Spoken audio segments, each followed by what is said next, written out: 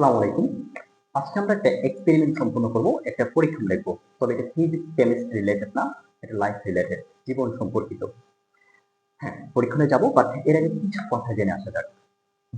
দেখো, আমাদের প্রত্যেকের জীবনে সমস্যা আছে, প্রবলেম আছে, পার্সোনাল, সোশ্যাল, ইকোনমিক্যাল হতে পারে, ফ্যামিলি রিলেটেড, রিলেশনাল, ক্যারিয়ার ইত্যাদি। এই সমস্যাগুলো ছিল, আছে, থাকবে। এই সমস্যাগুলো অতিক্রম করে কোনো জীবন সম্পন্ন হতে পারে না।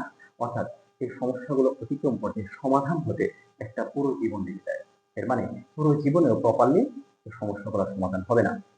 তবে এই সমস্যাগুলো বা এই প্রেশারগুলো তখনই আমাদের কাবু করে দেয়, যখন আমাদের ভেতরে পর্যাপ্ত অধ্যবসায়, জ্ঞান, দক্ষতা, মেধার সমন্বয় না থাকে, ঘাটতি থাকে।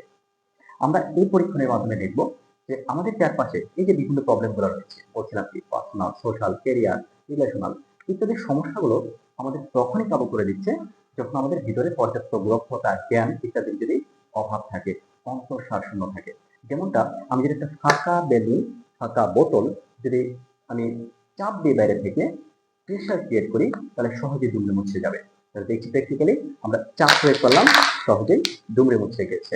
কিন্তু আমি যদি অধ্যবসায়, দক্ষতা, মেধা ইত্যাদির সমন্বয় ঘটিয়ে বোতলটা পানি দ্বারা যদি, যেটা বলছিলাম, পানি দ্বারা যদি ফিল করা হয়, পূর্ণ করা হয়, তবে এর উপর তুমি বাইরে থেকে যতই প্রেসার ক্রিয়েট করো না কেন, সহজে এটা দুমড়ে মুচড়ে যাবে না, ভেঙে যাবে না।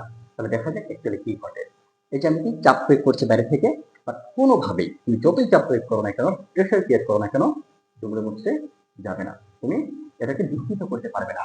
তাহলে আমরা বুঝলাম যে আমাদের জীবনের বিভিন্ন সমস্যাগুলো, সোশ্যাল, ক্যারিয়ার, রিলেশনাল ইত্যাদি সমস্যাগুলো আমাদের তখনই কাবু করে দিচ্ছে, যখন আমাদের ভিতরে পর্যাপ্ত জ্ঞান, দক্ষতা, অত্যবশ্যই পরিশ্রমের ঘাটতি থাকে। তাহলে আমাদের এই স্কিলগুলো, এই দক্ষতাগুলো, নিজের ভিত্তিগুলো এখন থেকে মজবুত করতে হবে, নিজেকে সময় দিতে হবে।